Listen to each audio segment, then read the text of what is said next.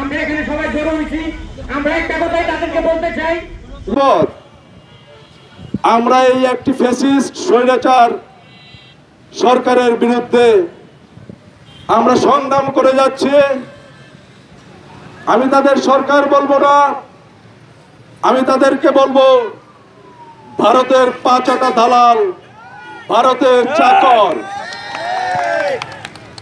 সেই সংগ্রামের একটা পর্যায়ে এসে 24 জুলাই আগস্টের বিপ্লবের মাধ্যমে অসংখ্য ছাত্র জনতা এবং বিএনপি সহ অঙ্গ সংগঠনের অজস্র নেতৃবৃন্দ গুলি খেয়ে মারা গেছেন।